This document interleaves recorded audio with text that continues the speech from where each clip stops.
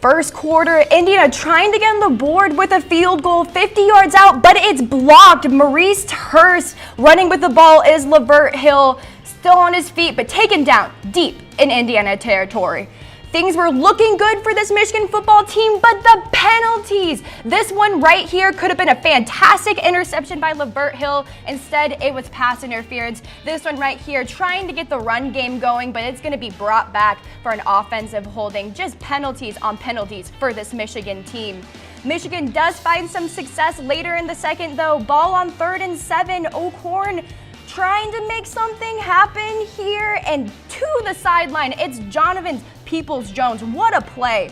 10:27 left in the second. Michigan looking to get their first touchdown of the night. Higdon bounces it to the side for 12 yards for the Michigan touchdown. Few minutes in the third quarter now. Indiana touchdown for themselves. 8 yards, Morgan Ellison. Michigan has the ball again here in the fourth quarter, and Karan Higdon is gone. He had 25 carries for 200 yards tonight. 59-yard touchdown right there. Down 10, Indiana snaps the ball. Ramsey airs it out, but it's picked off by Lavert Hill. What an amazing game this young man had today. Michigan didn't capitalize on the turnover.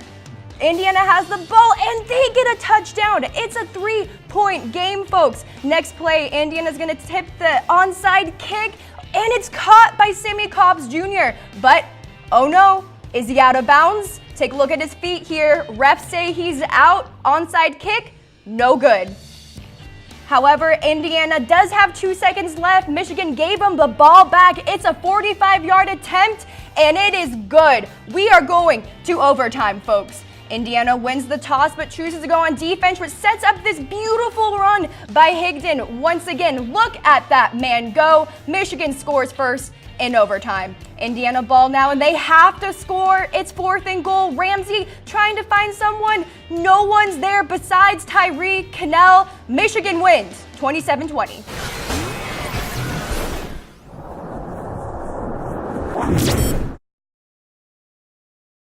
Man crates. Awesome gifts for men in real wooden crates, wrapped in a cocoon of duct tape, or housed in ammo cans that are virtually indestructible. Some gifts he'll get to assemble himself. Some gifts you'll beg him to share. And some gifts are sealed inside layers of rock-solid concrete. Gifts guys love, from grilling gear to old-school video games and more. Man crates. Awesome gifts for men. Woo! Hello, friends, and welcome into this instant recap edition of the Michigan Report. I'm your host, Lena Bond. With me is our Michigan insider, James Yoder, here to break down all the ins and outs of Michigan's victory over Indiana, 27-20. Before we get to any analysis here, we want to bring in a weigh-in. So what is your instant reaction to the game? James, how are you feeling right now? Well, I'm not feeling too good, Lane. I'll tell you what. I think this offense is an absolute disaster. It reminds me of Brady Hoke. It reminds me of Rich Rodriguez. Even the worst years of Lloyd Carr, who a lot of Michigan fans, claim that he was too conservative when he had just boatloads of offensive talent. They get mad. They only put up 28 or 31 points. Never looked this inept on offense. And this is year 3. Absolute middle of the season. We're 6 games in, and Michigan has the worst quarterback situation in Power 5 right now. So my instant reaction is to go to the bathroom and throw up all over myself, because you're one play away. Indiana had the ball 5 times inside the 4-yard line with a chance to score. Luckily, Michigan has one of the better defenses in the country, maybe the best defensive coordinator. But I just want to puke watching Michigan play offense. This is 2008 all over again, where you have guys unqualified to quarterback a team sitting here quarterbacking this Michigan football offensive team. So just disgust is my instant reaction, to put it in one word. Well, Michigan is just struggling in the red zone, James. I mean, 5 touchdowns on 15 red zone drives this year, 33%. That's only 4 teams in the FBS or worse. And this was a Michigan team that was ranked in the top 10 this year, James, and it just doesn't seem like they're really playing that way. Well, they've got a top 5, maybe top 1 defense, but this is a bottom 10 offense right now. Karan Higdon, game 6, where has this guy been all year? And I just question the play calling. I'm questioning Jay Harbaugh, that he's been rotating in guys like Chris Evans and Ty Isaac. They've been getting all the snaps all year. And then Higdon comes out and puts up 200 yards. Are you kidding me? There's been less than 2,200-yard games by a running back in the history of Michigan football. Karan Higdon got one of them today against Indiana on the road, and this guy has gotten almost no snaps all season when it counted. And when he has gotten snaps, he's looked great, but they keep going back to Isaac. They keep going back to Evans. I'm just questioning this entire Michigan offensive coaching staff at this point. Tim Drevno, they're not putting the quarterback, John O'Corn, in a position to make great plays. The wide receivers cannot run routes to save their life. They're dropping the ball when they do get open. And then the tight ends, we saw Sean McCune drop a couple balls today. There's nothing that I like on this offense right now. And I think most Michigan fans are going to tell you that something's got to change, or they are going to get murdered by Penn State next week. And it could be a 7-0 game, but that'll still be murdered because I don't think Michigan's defense can give up that many points. But Penn State's D is going to annihilate John O'Corn next week if something doesn't try. I don't know what can change in 7 days, but I'm going to be like kind of walking on eggshells all week, expecting to get crushed by Penn State next week.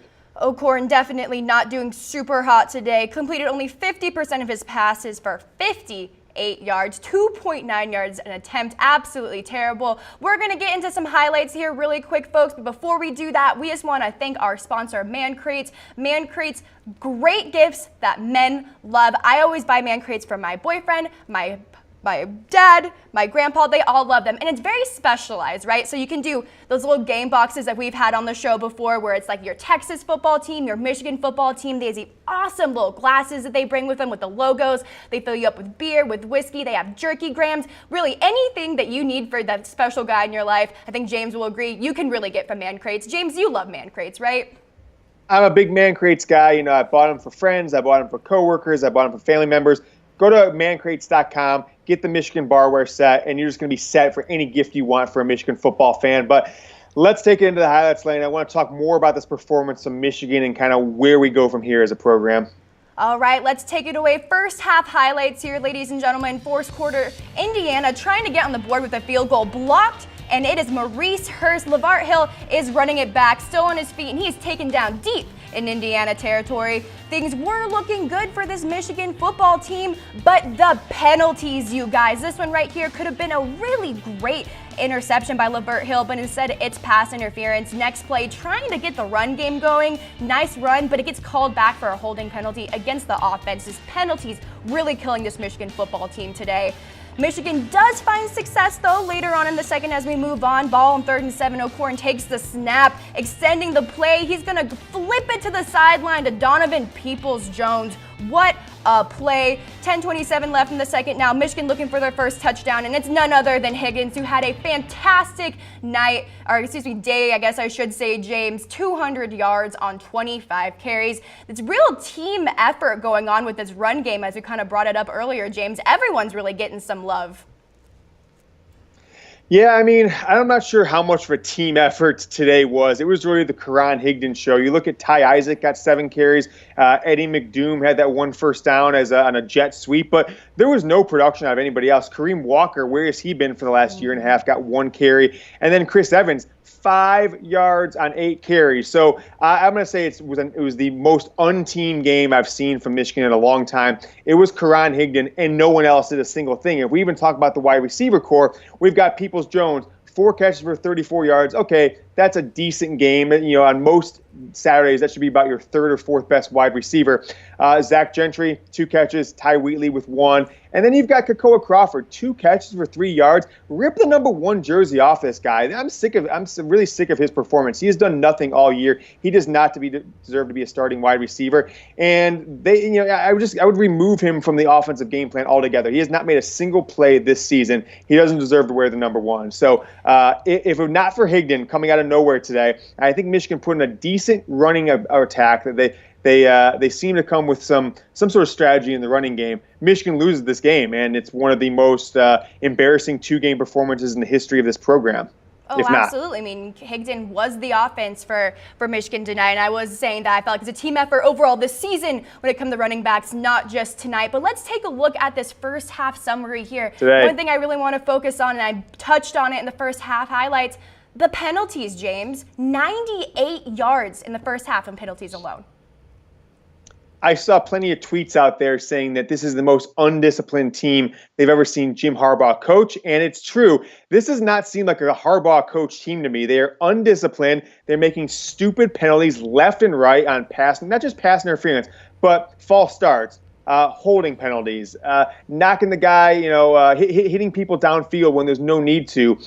We saw last week when they lost to Michigan State, a deep touchdown pass get called back for a weak holding when the running back didn't know where he was supposed to be. And so it's continued week after week after week. This is the most undisciplined Jim Harbaugh team I've ever seen, and one of the most undisciplined in Michigan football history in the 25 years I've been watching it. And I don't know where they go from here. I just cannot see them winning at Penn State. At home versus Ohio State or on the road versus Wisconsin. I don't even see them having a chance in any of those games at this point. All right, so first half, not so hot, 13-3 Michigan. Let's take a look at the second half now. Few minutes into the third quarter, Indiana in the red zone down 10. It's handed off to Morgan Ellison, who just scoops in for the 8-yard touchdown. Michigan has the ball here in the fourth quarter. Karan Higdon, the man of the day, is gone, showing off that speed. It's a 59-yard touchdown for Karan Higdon. And then down 10, Indiana snaps the ball. Ramsey airs it out, and what's going to happen? Lavert Hill picks it off. What a game this young man had tonight, Lavert Hill. But Michigan, moving on here, didn't capitalize on the turnover. Okay, so Indiana has the ball again, down 10, third and goal, and it's Whop Philyor for the 8-yard touchdown. It's a 3-point game, folks. Next play, Indiana's going to tip the onside kick, and it's caught by Simi Cobbs Jr., but oh no, is he out of bounds? Let's take a look at his feet here, ladies and gentlemen. Refs do say he is out. Onside kick, no good. However, Indiana would have a chance with 2 seconds left. Michigan gave him the ball back. It's a 45-yard attempt. It's up, and it is good. We're going to overtime, folks. So second half summary right here on the board right now for you guys. First points Michigan has given up all year in the fourth quarter, James. Now, this is a team that really relies on their defense, and they kind of gave up a huge stat right there. What do you think about that, James? I mean, that was one stat I didn't actually know. I usually try and keep up with these things. I didn't know they didn't give up any points in the fourth quarter all year. But when I think about it, it just makes me, again, disgusted with the play calling on offense, which led to Indiana getting chance after chance after chance after chance in the second half and most of the fourth quarter to come back. Reminds me of last year, Lena. They're up in double digits against Ohio State. All they have to do is come up with one first down to win the damn game, and they can't. Ohio State takes them to overtime, wins the game in overtime. It could have happened with better play call in the last little bit of plays, those last 5 plays by Indiana. Indiana takes it into 2 overtimes, probably wins because Michigan, frankly, they got lucky. They scored in overtime. If Karan Higdon doesn't take a terrible play call up the middle, got completely stuffed and bounced it outside, they don't score a touchdown. Michigan gets a field goal, and Indiana either puts a touchdown on the board or takes it into 2 OT. I think they had all the momentum going into that overtime. I think Michigan got lucky as heck to get out of this game with a win. And if you look at that stat right there, 3 of 9 for 5 yards for John O'Korn. If Brandon Peters is not your starting quarterback next week, you got to go to Dylan McCaffrey because O'Korn can't get the job done. He's terrible. He is awful. I mean, the only guy I can compare him to is the guy who was calling quarterback plays for Indiana is Nick Sheridan, formerly the worst starting quarterback in Michigan football history. It is now John O'Korn, and it is not even close. And Sheridan never went 3 of 9 for 5 yards and a half against an Indiana team that'll be lucky to go to a bowl game. So the guy is brutal. I can't take it anymore. I'm questioning everything. I'm questioning Jim Harbaugh. I'm questioning Tim Drevno. They have no idea what they're doing right now with this team. And if O'Korn's the best they can do, they have done a dog shit job of recruiting for the past 3 seasons.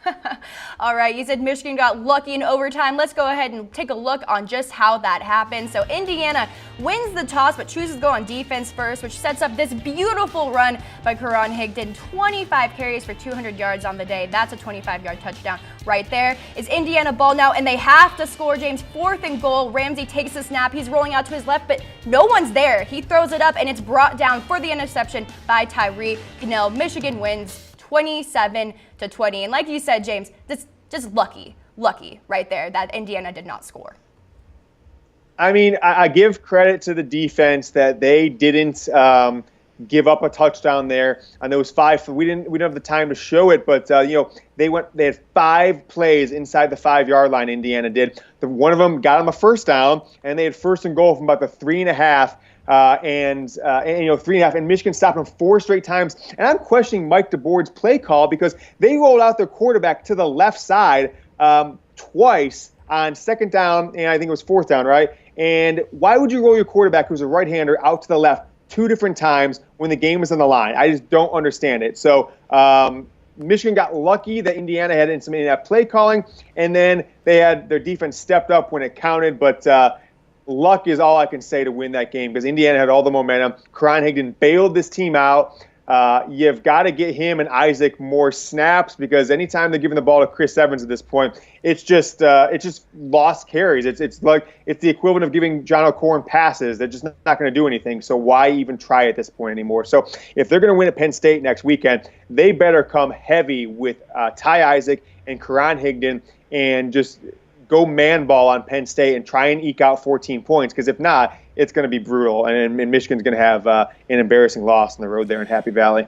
I feel like we're being very negative right now, even though Michigan did win this game. So let's get on some positives right now, James. Who was your Michigan man of the day? There's no positives here. No, there's no positives. I'm not going to play the positive game here because there is no positives. Literally, they came out in the last play. This happened 2 years ago. That's fine. There's no positives here. There's no positives. Okay, Even Michigan, I'm going to be positive. The only positive here is the fact that Karan Higdon decided to choose to go to Michigan at some reason 3 years ago. That's the only positive we have at this point.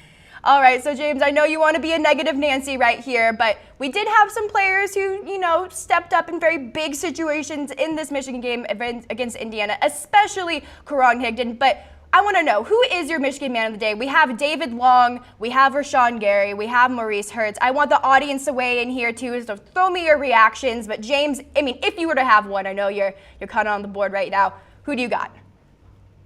Come on, it's Karan Higdon. This who's producing this show? Karan, it should just be Karan Higdon. That's the only one who showed up today. Now, Rashawn Gary had a couple good plays. Maurice Hurst had a couple good plays. But they still let Indiana score 20 points, 10 in the 4th quarter. So the defense there, David Long gets the angry face. I think we're just mad at him for some reason. But he had a good game. But it was Karan Higdon all day. He is the only player on the entire offense that has shown up in a game when it counted all year. Now, you're going to point to Ty Isaac in the early part of the season, specifically that Florida game, but there was no chance Florida had any ability to score against Michigan. So whether or not Ty Isaac played that well or not, Michigan was probably still going to win that game. But Karan Higdon had the best game of any player on the Michigan football team this entire season. He is going to skyrocket up my Michigan man rankings to from zero, not even in them, to maybe the top 5 after this week.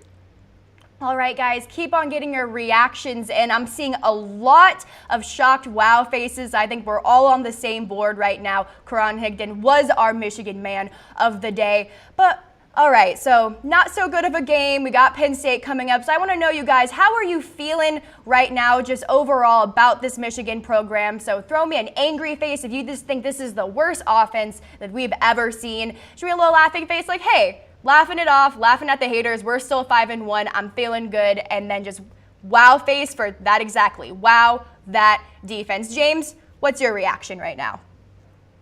It's angry face, worst offense ever. Because it doesn't really matter if they're 5-1 because they've got 3 games down the stretch that they're not going to win or even compete in with this offense. So still 5-1 is whatever. But I don't know. You have a great defense and a terrible offense. That recipe leads you to being Boston College 2014. It has nothing to do with their ability to win going forward. So Boston College went like 2-10, had the number 1 defense in the country. But I think it's the worst offense ever. I am not happy at all with what I've seen. I can't comprehend how Michigan can be this bad on offense this late in, this far into Jim Harbaugh's tenure.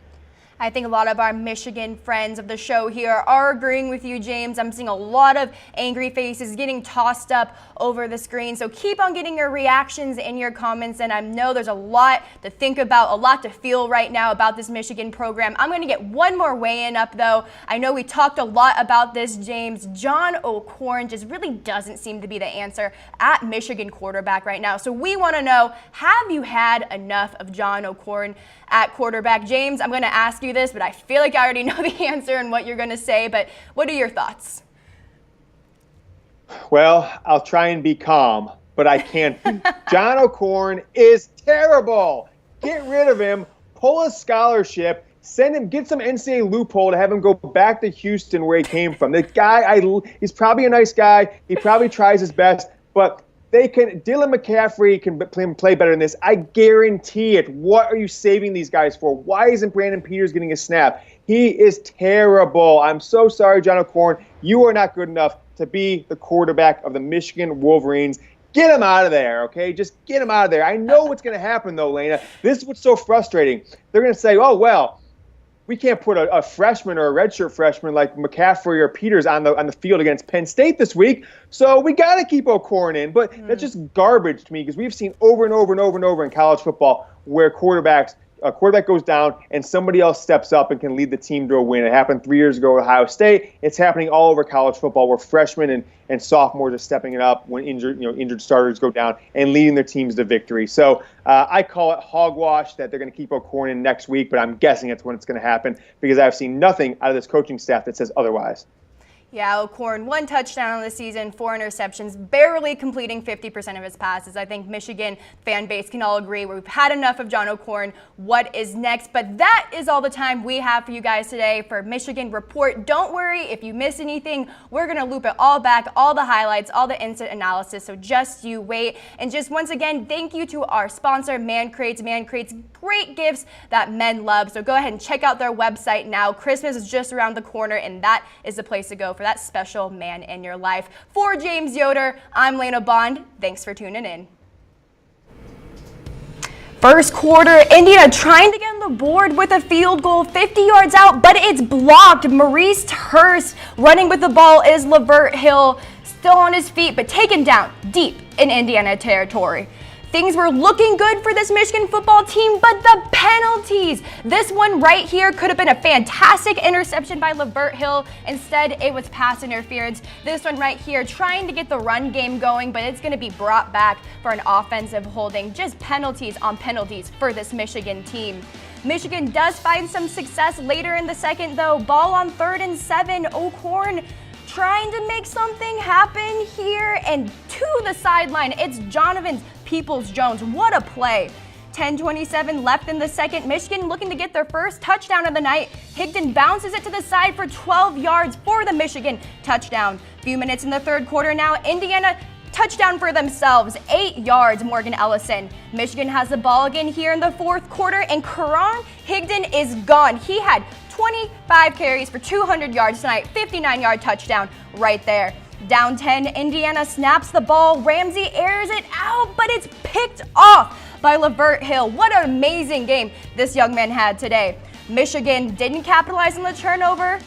Indiana has the ball, and they get a touchdown. It's a 3-point game, folks. Next play, Indiana's going to tip the onside kick, and it's caught by Sammy Cobbs Jr. But, oh no, is he out of bounds? Take a look at his feet here. Refs say he's out. Onside kick, no good.